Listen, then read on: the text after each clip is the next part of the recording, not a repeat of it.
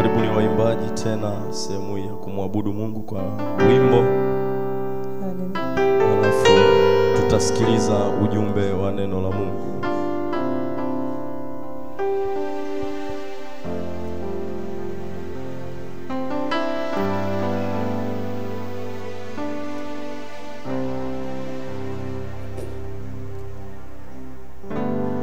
Hallelujah. Neema yako Bwana. Lakini wewe kijana, nimesikia una sauti nzuri sana. Nisijifanye naimba tu kila wakati. Tafuta wimbo wa kuabudu, tumwabudu Mungu aliye hai.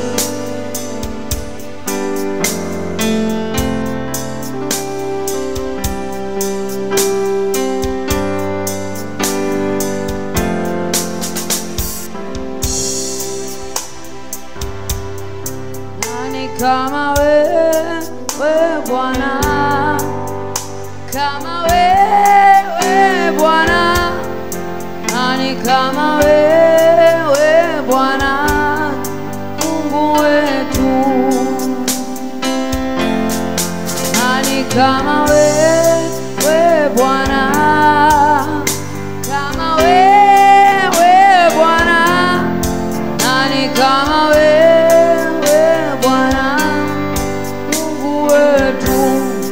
nani kama wewe, nani kama wewe Bwana, kama wewe Bwana, nani kama wewe Bwana, Mungu wetu, nani kama wewe, nani kama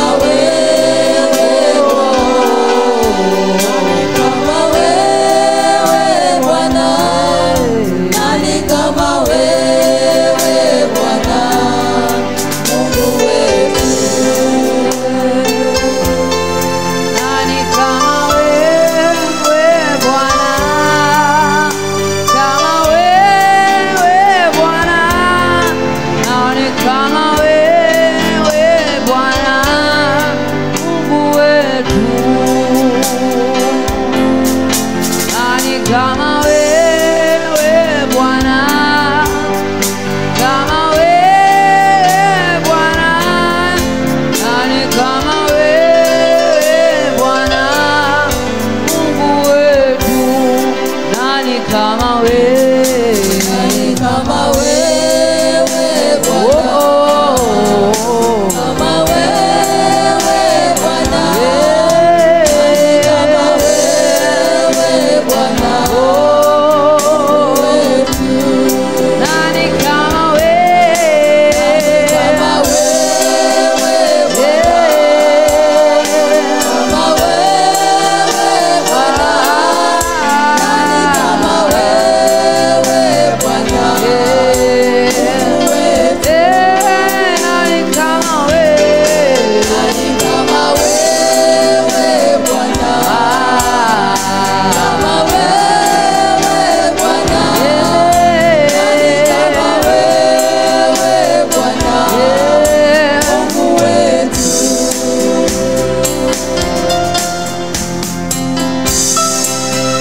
Nenda mbele za uso wa Mungu aliye hai. Sema na Mungu kwa dakika chache hapa. Hakuna aliye kama yeye. Hata katikati ya yale ambayo unaona ni magumu kabisa, hakuna aliye kama yeye. Yale ambayo yameshindikana kwa wanadamu, kwa Mungu yote yanawezekana. Nani Mungu aliye hai? Baba, katika jina la Yesu na kwa damu ya Yesu, tunasogea mbele zako, tunasogea madhabahuni pako, tunasogea patakatifu pako katika siku ya leo, siku hii tunayohitimisha kongamano letu la maombi. Umekuwa nasi katika siku zote 7 na leo siku ya 8 uko nasi, utaendelea kuwa pamoja nasi. Asante kwa sababu hakuna aliye kama wewe katika hili anga, hakuna aliye kama wewe katika hii ardhi, hakuna aliye kama wewe kwenye ulimwengu wa mwili na ulimwengu wa roho, hakuna aliye kama wewe katika mbingu, katika nchi na chini ya nchi. E Bwana, hakuna Mungu kama wewe, hakuna mtakatifu kama wewe, hakuna mfalme kama wewe. Jina lako ni Yahu, Jina lako ni Eligibo. Yawe ni wewe, Jehova Shama ni wewe, Jehova Shalom ni wewe, Yehova Sabahosi ni wewe. Mimi niko ambaye niko ni wewe. Hakika hakuna Mungu kama wewe. Ulitakalo lote unalitenda, ulitakalo lote unalifanya. Wewe ni Mungu wa kuabudiwa, wewe ni Mungu wa kusifiwa, wewe ni Mungu wa kutukuzwa. Jioni ya leo unalituma neno lako, unasema nasi. Jioni ya leo unatutoa katika maangamizi. Jioni ya leo unatutoa hatua moja kwenda hatua nyingine. Rabo shaka rabashanda riko robo bobo risanta rabakori andarabasaka ramanda rabasika ropoko ramashanda rikanta rabababa ropoko shanda rabasaya rikanta rabasaka ropo shanda rakasaka riko. Ndio Bwana, ndio Bwana, ndio Bwana, ndio Bwana. Asante kwa sababu ulitusikia siku ya kwanza, ukatusikia siku ya pili, ukatusikia siku ya tatu, ukatusikia siku ya nne, ukatusikia siku ya tano, ukatusikia siku ya sita, ukatusikia siku ya saba, na leo unatusikia tena. Unamsikia baba huyu, unamsikia mama huyu, unamsikia binti huyu, unatusikiliza mahali hapa. Rapo shanda rabasaka riko shanda rabasaka rimanda rabakoria. Bwana, ninachoomba kwako siku ya leo ni kusudi lako na kuweka makongamano haya litimie kwa watu wako wanaotufuatilia kwa njia ya mitandao, kwa njia ya media, wanaotufuatilia mahali popote.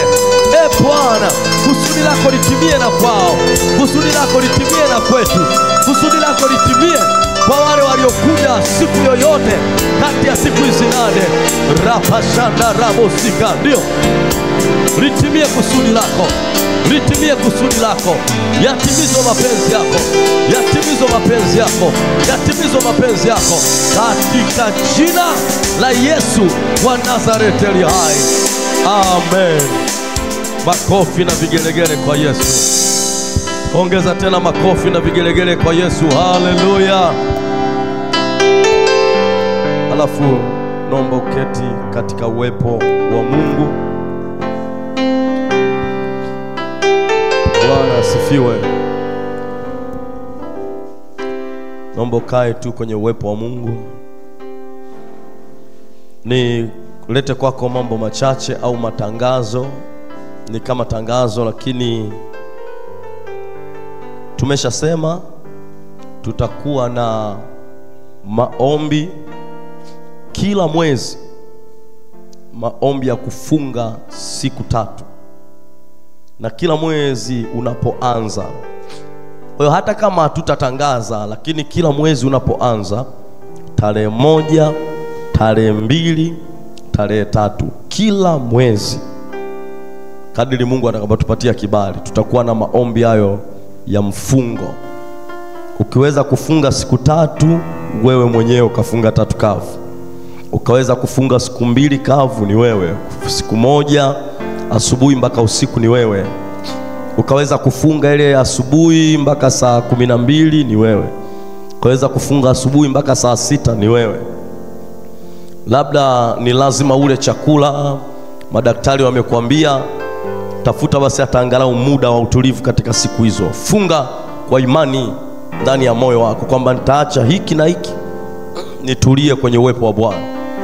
Kwa hiyo utakapokuwa unafunga kwenye hizi 3 ambazo tutakuwa tunaenda nazo za mfungo, utapata muda mwingi mwenyewe wa kusoma neno la Mungu mwenyewe nyumbani, muda mwingi sana wa kuomba. Hata kama unaomba dakika 1, dakika 2, robo saa, unaenda mbele za uso wa Mungu, unatenga robo saa, unaomba, unaendelea na shughuli zako. Baadaye unakuja tena robo saa, unaomba, unaendelea na shughuli zako. Bwana asifiwe. Nina uhakika Mungu aliyeruhusu hili nalo kuna mahali atatuvusha. Bwana asifiwe. Kwa sababu adui wakati mwingine wanafunga na kuomba. Kwenye Biblia kuna watu walijiapiza, wakaapa, wakasema hatutakula, hatutakunywa mpaka jambo baya limpate huyu mtu. Na sisi Mungu anapotusemesha tutakuwa tunafunga na kuomba na itakuwa ni muendelezo kwenye maisha yetu. Bwana asifiwe. Haleluya, haleluya. Kwa weka hivyo. Sasa nimeangalia kalenda, kama nimepatia mwezi wa 6 tarehe 1 itakuwa Jumapili, si ndio? Jumapili ijayo au? Si ndio? Jumapili ijayo ni tarehe 1, Jumatatu tarehe 2, Jumanne tarehe 3. Kwa hiyo jipange. Hizi siku kadri zinavyoendelea tutakuwa na walimu mbalimbali. Kwa hiyo hatutatangaza fulani atakuja, lakini tukipata mtu atakayekuja kukamata siku 3 hizo au 1 tutaendelea kuwa nao. Bwana asifiwe. Lakini kongamano hili la maombi tunatamani na lenyewe lio linaendelea kila mwezi. Kila mwezi linaweza likawa mwisho wa mwezi, ili hapa mwanzoni tupishe hizi siku 3. Amen. Kwa kongamano unaweza tukapanga kama ni siku 8 pale mwisho ni mwishoni. Kama ni siku 4 pale mwisho ni mwishoni. Kama ni siku 3 na zenyewe pale mwishoni. Kwa weka kwenye ratiba zako, waambie na wengine. Shirikisha wana maombi wenzako unaomba nao kwenye simu, unaomba nao nyumbani, uliomba nao miaka mingi, ili roho ya maombi ipate kurudi ndani ya kanisa na Mungu afanye alichokikusudia katika jina la Yesu. Andika Marko mtakatifu mlango wa 5 mstari wa 1 mpaka mstari wa 20. Marko mtakatifu mlango wa 5 mstari wa 1 mpaka ule mstari wa 20. Ni mistari mingi, lakini unaonaje tukiisoma kwa pamoja? Bwana asifiwe. Ni mingi, lakini natamani tuisome kwa pamoja. Kwa hiyo andika Marko mlango wa 5 mstari wa 1 mpaka mstari wa 20. Alafu fungua kabisa Biblia yako tuweze kusoma kwa pamoja.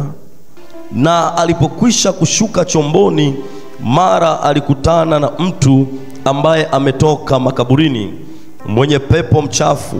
Makao yake yalikuwa pale makaburini, wala hakuna mtu yeyote aliyeweza kumfunga tena hata kwa minyororo, kwa sababu alikuwa amefungwa mara nyingi kwa pingu na minyororo. Akaikata ile minyororo na kuzivunja zile pingu, wala hakuna mtu aliyekuwa na nguvu za kumshinda. Na siku zote usiku na mchana alikuwako makaburini na milimani, akipiga kelele na kujikatakata kwa mawe. Na alipomwona Yesu kwa mbali, alipiga mbio akamsujudia. Akapiga kelele kwa sauti kuu akisema, nina nini nawe Yesu, mwana wa Mungu aliye juu? Na kuapisha kwa Mungu, usinitese, kwa sababu amemwambia, ewe pepo mchafu, mtoke mtu huyu. Akamuuliza, jina lako nani? Akajibu, jina langu ni Legioni, kwa kuwa watu wengi. Akamsihi sana asiwapeleke nje ya nchi ile. Na hapo milimani palikuwapo na kundi kubwa la nguruwe wakilisha. Pepo wote wakamsihi wakisema, tupeleke katika nguruwe tupate kuwaingia wao. Akawapa ruhusa. Wale pepo wachafu wakatoka, wakaingia katika wale nguruwe, nalo kundi lote likateremka kwa kasi gengeni, wakaingia baharini, wapata 2,000 wakafa baharini. Wachungaji wao wakakimbia, wakaieneza habari mjini na mashambani. Watu wakatoka walione lililotokea, wakamwendea Yesu. Wakamuona yule mwenye pepo ameketi, amevaa nguo, ana akili zake, naye ndiye aliyekuwa na lile jeshi. Wakaogopa.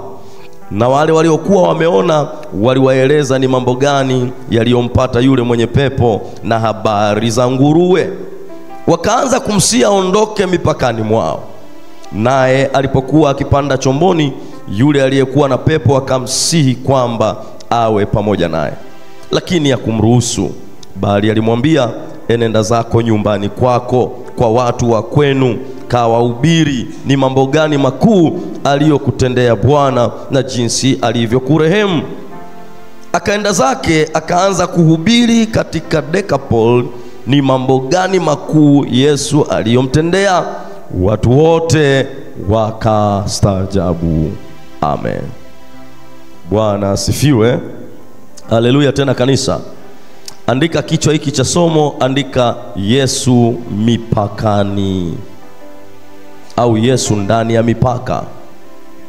Unaweza kaandika tu hata kwa ufupi, Yesu ndani ya mipaka. Kwa hiyo kati ya maombi tutaomba leo, tutaombea mipaka. Umeshaandika kichwa hicho cha somo, Yesu ndani ya mipaka. Yesu ndani ya mipaka. Angalia kilichotokea. Yesu alifika ng'ambo ya bahari mpaka nchi inajulikana ni nchi ya Wagerasi.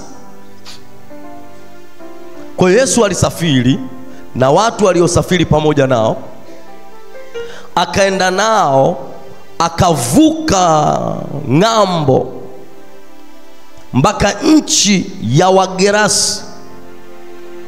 Mungu atusaidie, Bwana asifiwe. Kumbuka neno hili, ukisikia neno nchi, nchi maana yake ni ardhi. Bwana asifiwe. Nchi ni ardhi. Ndio maana ukienda kwenye Biblia, mfano Isaya mlango wa 1 mstari wa 19 na 20. Isaya mlango wa 1 mstari wa 19 na 20 anasema, kama mkikubali na kutii, mtakula mema ya nchi. Ule mstari wa 20 anasema, bali kama mkikataa na kuasi, mtaangamizwa kwa upanga, maana kinywa cha Bwana kimeanena haya. Lakini ukienda kwenye Biblia Kiingereza, lile neno nchi wamezungumza habari ya land au land mnaita, amezungumza habari ya ardhi.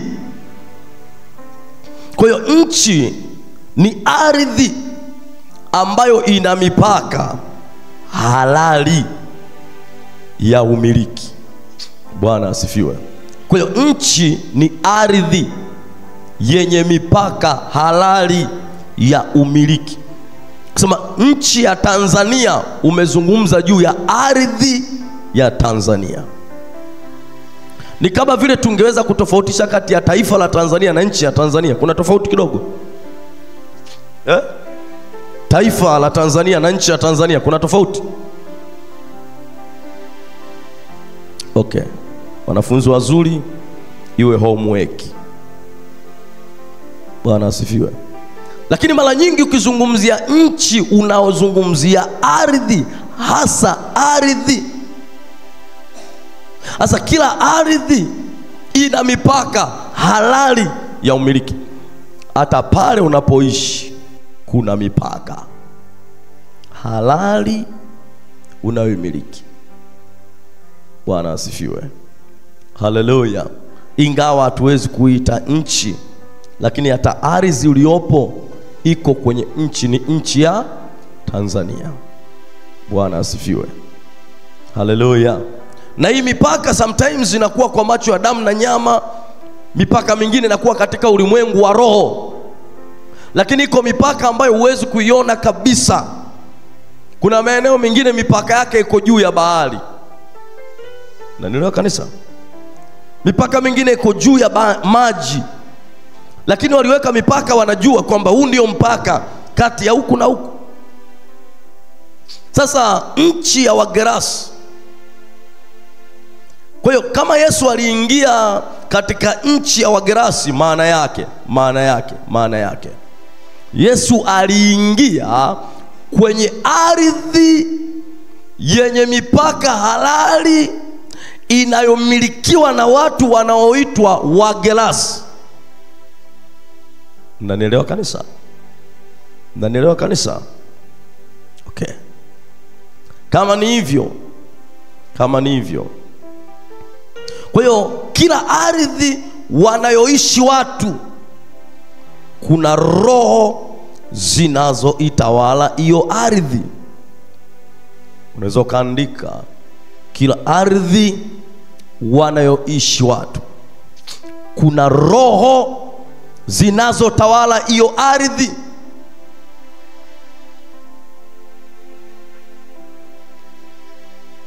Na kama Yesu asipoingia ndani ya mipaka hiyo, Yesu asipoingia ndani ya ardhi hiyo, hizo roho zitawatesa watu wa eneo hilo miaka nenda miaka rudi.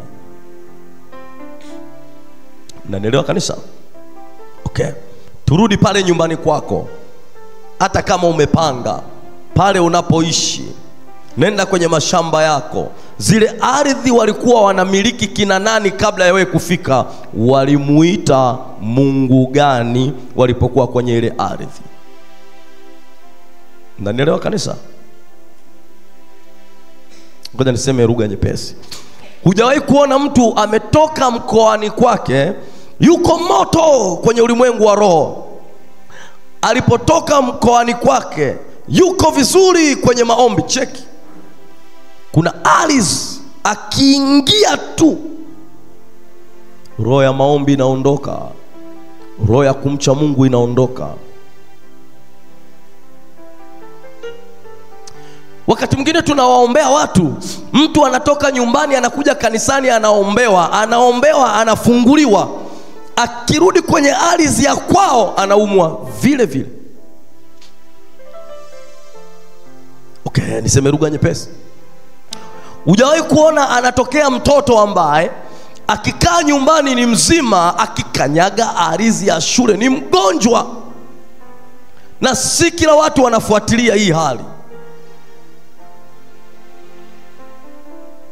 Unaweza ukakaa ukashangaa, akienda kwenye familia fulani kule huwa anaumwa, akirudi hapa ni mzima. Kila ardhi ina roho inayotawala ardhi. Asipoingia Yesu kwenye hiyo ardhi, uwe na uhakika hizo roho zitawatesa. Usipojua wewe mwenyewe kuishughulikia hiyo ardhi, itakutesa hata wewe. Sikiliza, adui anapotaka kummaliza mtu huwa haendi moja kwa moja, huwa anaanza kidogo kidogo.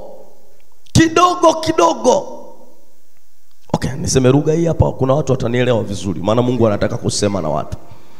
Walipotoka nyumba hii, walikuwa wana maombi ya usiku kama familia, mpaka baba mwenye nyumba anaongoza maombi. Walipohamia nyumba hii, baba mwenye nyumba hana mpango wa maombi na hadi wao wenyewe. Mwanzoni walianza kidogo, wanaanza kidogo, baadaye hamna maombi tena kwenye ile nyumba. Unanielewa kanisa? Na nataka unielewe, udake kwa sehemu kubwa hapa. Mungu akusaidie kwamba kila ardhi kuna roho. Ndio maana wakati mwingine tunaomba maombi magumu, na kuna baadhi ya watu hawatuelewi. Hata kama hawakuelewi, wewe ukijielewa na Yesu akikuelewa, inatosha sana. Sikiliza, sio rahisi watu kujua kwamba mapepo yanaweza kukaa kwenye ardhi. Sikiliza, si kila pepo linakaa ndani ya mtu. Kuna mapepo yanakaa kwenye ardhi na yanaratibu maisha ya hiyo ardhi, maisha ya hilo eneo. Hayakai ndani ya mtu. Kwa hiyo ukikemea pepo ndani ya mtu kwa jina Yesu, toka. Pepo linachuna tu. Sema si hatuwezi kuingia. So ili pepo atoe sauti, inabidi aingie ndani ya mtu, ndipo msikie. Akiwa kwenye ardhi, kama haujajifunza kutega sikio la rohoni, kusikia hata roho zinazosema kwenye ulimwengu wa roho, huwezi kujua. Mnanielewa kanisa? Kwa hiyo tunapoweka maombi ya namna hii, tutaenda kuomba.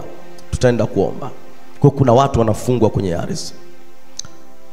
Hujawahi kuona mtu anaambiwa chimbia hiki pale nyumbani? Maana yake ni yeye anaona ni kitambaa, lakini sio kitambaa. Amelileta pepo nyumbani, ameliweka nyumbani, liko ndani, linaratibu kila kitu. Kwa sababu ni pepo, so linaua nguvu za huyo mtu kidogo. Amelibeba, halipo ndani ya mwili, liko kwenye ardhi. Ndio maana ziko ardhi ambazo zimewekewa tunguli. Ngoja niseme lugha hii utanielewa. Kwenye miaka ya kabla ya 2008, 2005, 2006. Tulienda mahali fulani watu wanapoabudu. Na wale wana maombi wakawa naomba, wanafanya maombi sana sana sana. Sasa sikilize hapo utanielewa. Wakati wanaendelea na maombi, mmoja wao alipokaa namna hii amefumba macho anaomba, akaona nje ya kanisa, nje ya jengo wanaloabudu, nje mahali ambapo wakitoka huwa wanaenda kusimama, akaona chungu kiko pale kimefungwa na kitambaa. Sikiliza, yuko ndani wanaomba, anaona kwenye ulimwengu wa roho, na bahati nzuri anaona mpaka kilipo. Akawaambia waombaji, twendeni hebu twende tukaangalie pale. Akawachagua wachache, wakatoka wakaenda wakavizia, watu hawapo. Akasema niliona hapa. Akachukua jembe, wakachimba, wakasikia kuna kitu kinagongwa huko ndani, wakachimba. Walipotoa kile chungu alichokiona huyu mtu na kitambaa, ni vile vile kilikuwa kwenye ardhi. Okay, nani alikiweka? Walikiweka watu waliokaa kipindi hicho. Na ndani ya kile chungu wakaweka na viwembe vya nini, wana kazi navyo wenyewe. Kwa hiyo Roho Mtakatifu akaanza kuwaelekeza hatua kwa hatua, nini wafanye, kitu gani kilifanyika. Kwa hiyo ndio maana kuna wakati tunaweza tukaingia kwenye maombi, watu wakaanza kutuogopa, kwa sababu wanajua tunapoanza maombi ya namna hii kuna vitu Mungu atatuambia mpaka vilivyoko kwenye ardhi, na tutavizia watu hawapo, tutavifukua. Hata kama tutaenda na jembe, tutapitisha damu ya Yesu Kristo, tutaondolea nguvu hivyo vitu vilivyokaa katika ardhi katika jina la Yesu. Na nisikilize vizuri, sio hapa tu. Tunaweza tukaomba mpaka nyumbani kwako, tunaweza tukaomba mpaka kijijini. Sikiliza, tunaoingia kwenye maombi sio watu wa kawaida.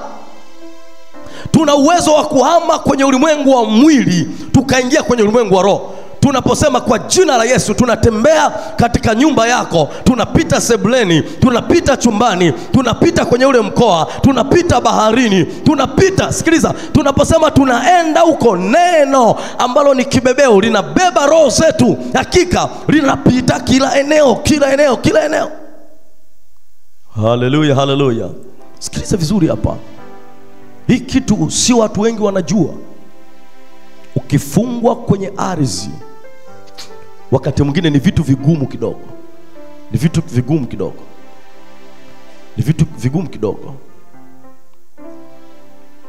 Kwa hiyo kuna watu kucha zao zinachukuliwa zinawekwa ardhini. Kuna watu nywele zao zinachukuliwa zinawekwa ardhini. Na cha ajabu, wengine mpaka vitovu vyao vimewekwa ardhini.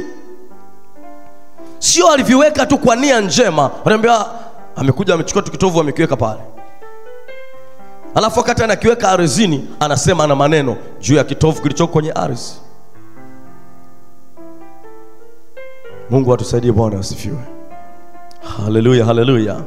Mtu mmoja aliongea pointi ngumu kidogo.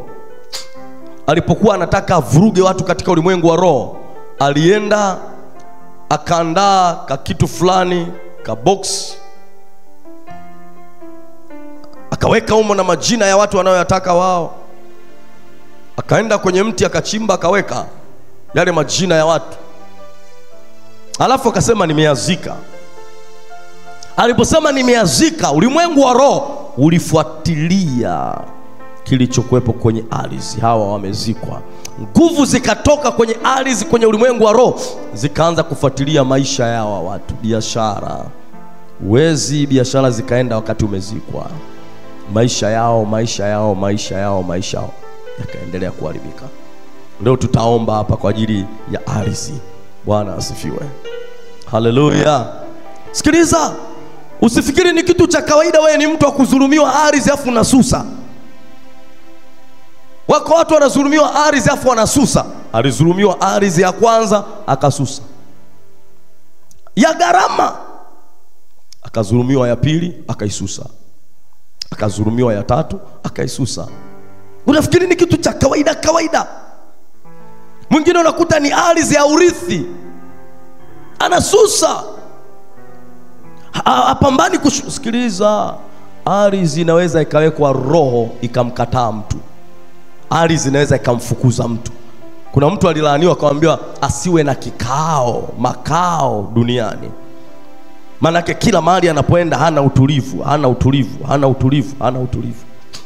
Leo tukiomba hapa, unaweza ukashangaa kuna roho wa Mungu anaingia ndani yako kukurudisha kwenye ardhi ambazo unatakiwa uzipate katika jina la Yesu. Haleluya kanisa. Nataka tu unielewe. Nataka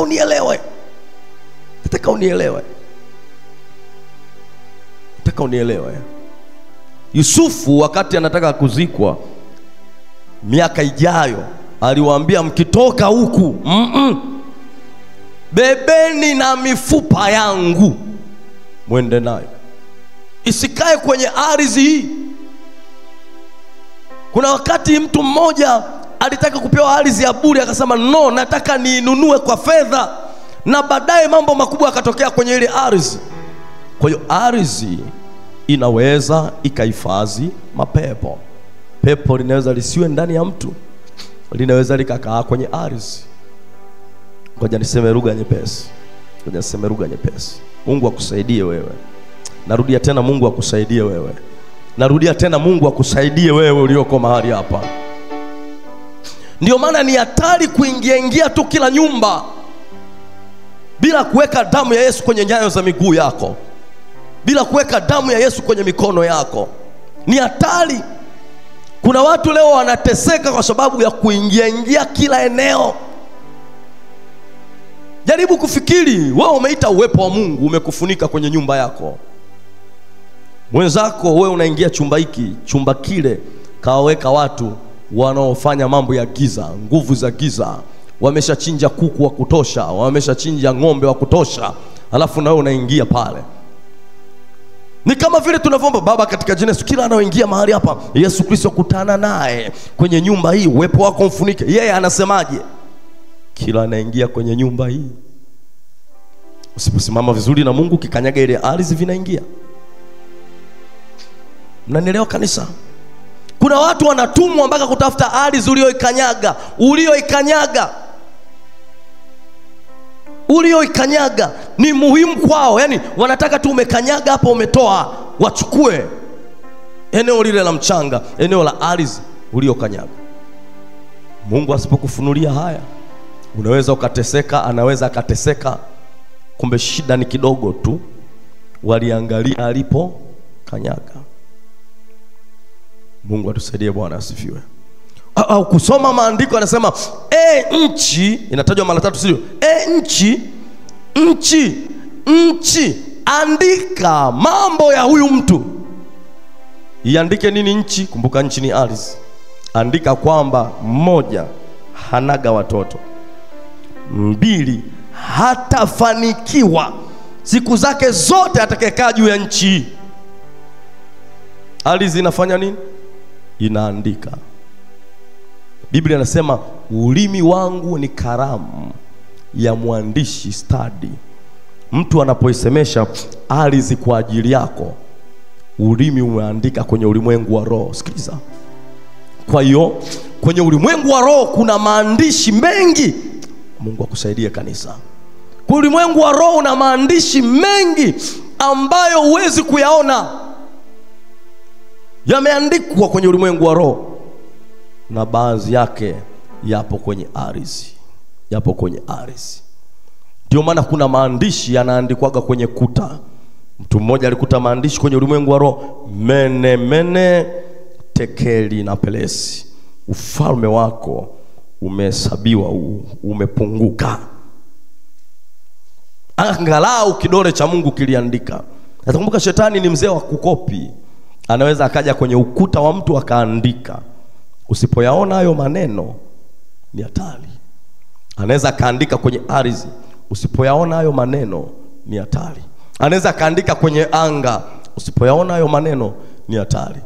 Sijajua kwa nini waandishi hawajatuambia moja kwa moja Yesu aliandika nini, Yesu alichora nini baada ya kuona yule mtu amefumaniwa. Na watu wanasema huyu Musa akasema piga mawe afe. Unasikia Yesu aliwaongelesha mambo mengi. Biblia inasema aliinama akaandika kwenye ardhi, akachora kwenye ardhi. Wengi tunawaza labda hii ni kuhubiri, njia tu za kuhubiri. Pale atakuwa ameandika dhambi za kila mmoja, ndio maana baadaye akawauliza asiyetenda dhambi, asiyekuwa na kosa. Hatujui. Lakini kwa nini aandike kwenye ardhi? Kwa nini Yesu akusema yale ambayo alitaka kuyasema? Kwa nini aandike? Na nisikilize, Yesu aliandika maneno mengi kwenye ile ardhi kwa kiwango ambacho anakuja kuinuka hivi hakuna hata mtu. Mnanielewa kanisa? Ninakuombea katika jina la Yesu, kidole cha Yesu Kristo kiende kwenye ardhi ya nyumbani kwako, aandike mambo mengi sana, akiinua uso wake asibaki pepo hata mmoja, katika jina la Yesu wa Nazareti aliye hai. Kama aliweza kuandika mpaka leo, si ni Yesu yeye yule jana leo na hata milele? Aendelee kuandika,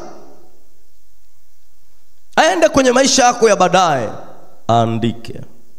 Na nimempenda Mungu, Yesu alisimama akaandika, na yeye Mungu akamfuata mfalme akasema kichwa cha mfalme hiki kunielewa ni ngumu hiki, ngoja nikiandikie mene tekeli na pelesi. Ninakuombea katika jina la Yesu, kwenye kuta za nyumba yako Mungu akuandikie mema katika jina la Yesu. Okay, ngoja turudi kwenye mambo ya ardhi unielewe. Sasa Yesu Kristo ameingia kwenye nchi ya Wagerasi. Na katika nchi ile ya Wagerasi ambayo Yesu ameenda, kulikuwepo kuna roho zinazomiliki, zinazotawala ile ardhi. Unasema mchungaji kwa nini? Nitakuonyesha kilichoendelea. Angalia kilichotokea. Yesu alipoingia kuna mambo kama mawili matatu yalitokea pale. Kabla ya Yesu kuingia kwenye nchi ya Wagerasi, kulikuwa kuna mtu kwenye nchi ya Wagerasi. Kulikuwa kuna mtu kwenye ardhi anateseka na mapepo, anateswa na mapepo. Unajua kwa nini alikuwa anateswa? Alikuwa anateswa kwa sababu Yesu bado hajaingia kwenye nchi ya Wagerasi. Roho ikimiliki ardhi, mtu mzima aliye hai anaweza kapelekwa kwenye mambo mpaka ukashangaa, huyu mtu imekuwaje? Mbona si kawaida? Alafu kule makaburini Biblia inasema akiwa kule alikuwa anapiga kelele, anapiga makelele. Maana yake anaharibu mpaka koo lake, anaharibu mpaka koo, so anatumia mwili wake. Na pale makaburini ilikuwa sio makaburi yako, ilikuwa ni njia watu wanapita. Mapepo walivyoenda kama makaburini, njia zile zote watu hawapiti tena. Ndio Biblia inasema hakuna mtu aliweza kumshinda, kumshika, wala hakuna mtu yoyote aliyeweza kupita njia ile. Kwa hiyo roho zikikamata ardhi zinaweza zikazuia njia kwenye ulimwengu wa mwili mpaka njia kwenye ulimwengu wa roho. Na mimi ninakuombea katika jina la Yesu, njia zako zifunguke katika jina la Yesu wa Nazareti aliye hai. Nisikilize vizuri hapa. Sikilize vizuri. Tunamwona Yesu Kristo sasa alipoingia kwenye mipaka.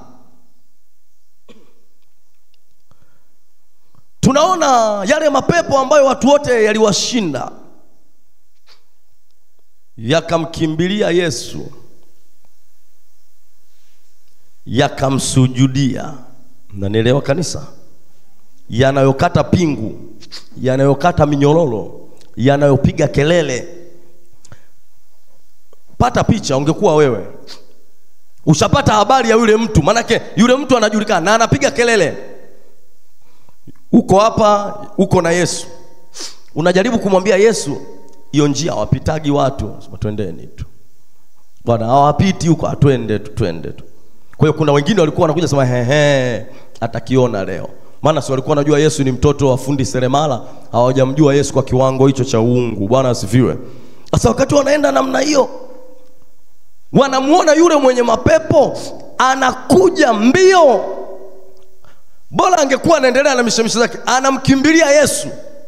Najaribu kuwaza mitume wenzetu kina Petro, Yakobo, Yohana. Sijui kama walisimama na Yesu hapa au walimwacha Yesu peke yake, lakini pata picha hata ungekuwa wewe. Mwambie jirani yako hata ungekuwa wewe.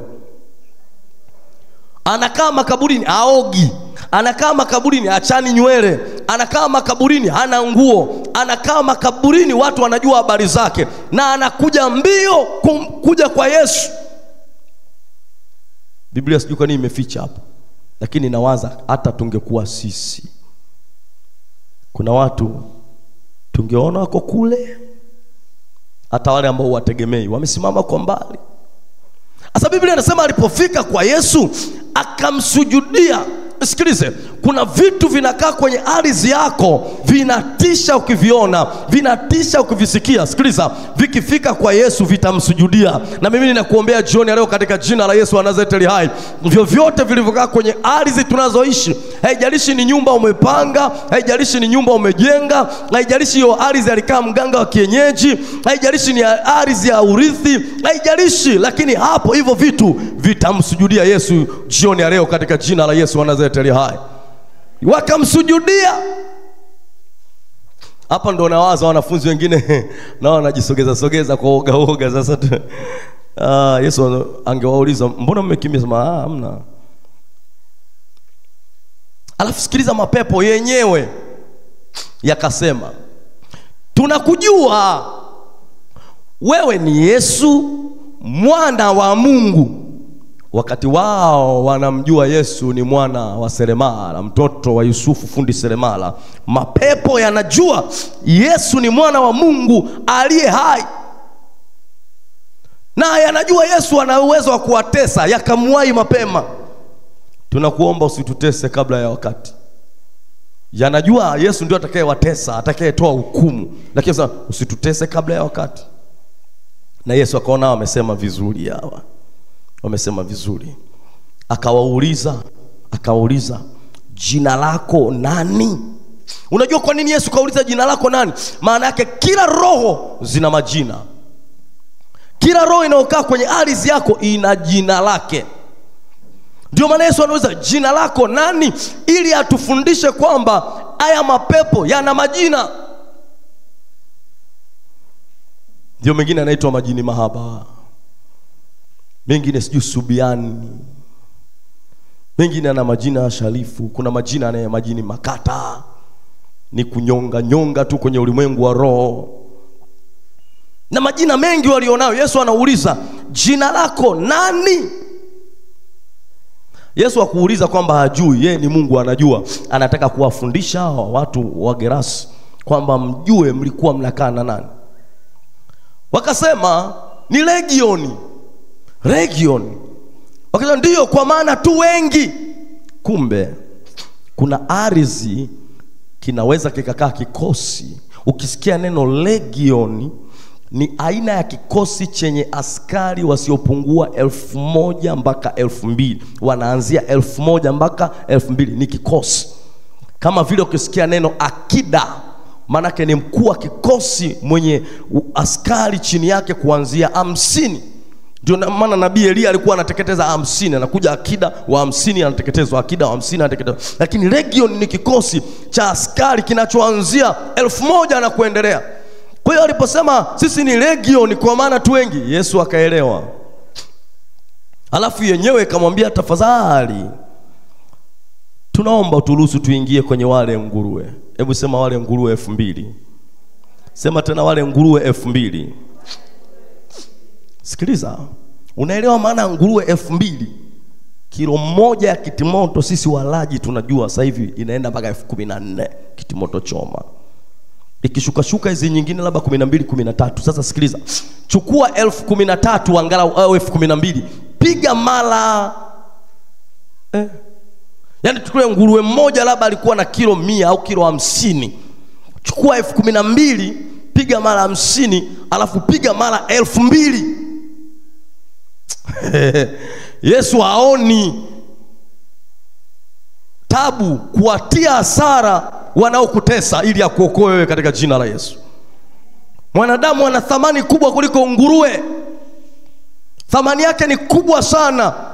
Sasa na wale nguruwe sio wa mtaani wanaozurura, wana watu wanawachunga pale. Unasogeza nguruwe wao. Labda kashawaambia watu ya mwisho wa mwezi unachinja. Walipoomba kuingia kwenye nguruwe, na wale watu walikuwa wanasikia kwamba huyu amesema mapepo wanaomba kuingia kwenye nguruwe. Wale wanaochunga nguruwe wanasikia. Na Yesu akasema okay, nendeni. Yesu amekuja kuokoa kilichopotea. Wewe una thamani kubwa kuliko fedha. Ukizidisha nguruwe 2000 mara hizo kilo moja hizo fedha, una thamani kubwa. Bwana asifiwe. Naomba tusimame. Bwana asifiwe. Kwa dakika chache hapa. Haya ni maombi tunaanza nao leo. Twende mbele za uso wa Mungu hapa kwa dakika chache hapa tuweze kuombea ardhi. Ombea tu eneo la ardhi katika jina la Yesu na kwa damu ya Yesu wa Nazareti. Mungu tunaomba toba Bwana kwa ajili ya ardhi. Tunaomba rehema kwa ajili ya ardhi. Tunatubu kwa ajili ya ardhi tuliozaliwa. Tunatubu kwa ajili ya ardhi tulioishi. Tunatubu kwa ajili ya ardhi tuliokuwa. Tunatubu kwa ajili ya ardhi tuliosoma. Tunatubu kwa ajili ya ardhi tuliofanyia kazi. Tunatubu kwa ajili ya ardhi tulizofungia ndoa.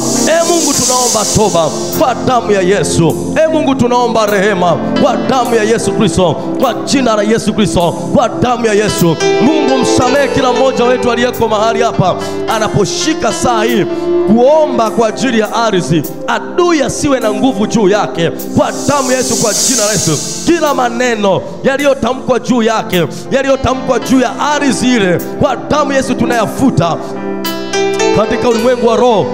Tunayafuta hayo maneno kwa damu ya Yesu. Tunafuta hayo maneno kwa damu ya Yesu, kwa jina la Yesu wa Nazareti hai. Kila aina nguvu za giza zinazokaa kwenye ardhi tunaziondoa kwa damu ya Yesu. Katika lile shamba tulilonunua tunaondoa mapepo kwa damu ya Yesu. Katika kile kiwanja tulichonunua tunaondoa mapepo kwa damu ya Yesu. Ikiwa ni ndani ya Morogoro au nje ya Morogoro, ikiwa ni kule Maseyu, ikiwa ni kule Kiegea, ikiwa ni kule Dodoma, mahali popote mtu huyu anapomiliki ardhi, mapepo yaondoke katika ile ardhi kwa damu ya Yesu, kwa jina la Yesu, kwa damu ya Yesu, kwa jina la Yesu. Mahali popote ambapo mtu aliyeko mahali hapa amezulumiwa ardhi yake, tunaruhusu damu ya Yesu, tunaruhusu damu ya Yesu, tunaruhusu damu ya Yesu. Endelea kuomba. Rapo shandaraba riko robo bobo shakataraba rimandaraba shandarabo sika ropo shakataraba koria rikandaraba shanda ropo bobo sika. Yes, endelea kuomba, endelea kuomba.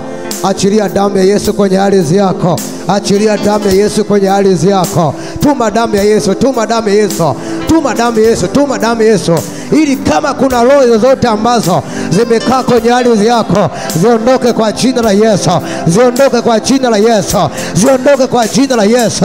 Tunaachilia damu ya Yesu, tunaachilia damu ya Yesu, tunaachilia damu ya Yesu, tunaachilia damu ya Yesu kwenye ardhi zetu, kwenye mashamba yetu, kwenye nyumba zetu, katika jina la Yesu. Damu ya Yesu Kristo, damu ya Yesu Kristo. Achilia. Omba, omba, omba, omba, omba, omba, omba, omba, omba, omba, omba. Ombea ardhi yako, ombea ardhi ya biashara yako, ombea ardhi ya nyumba yako, ombea hata mahali ambako umesema umepanga, hapo ni pa kwako, hapa ni pa kwako. Mapepo yaondoke, majini yaondoke katika jina la Yesu na kwa damu ya Yesu, katika jina la Yesu na kwa damu ya Yesu.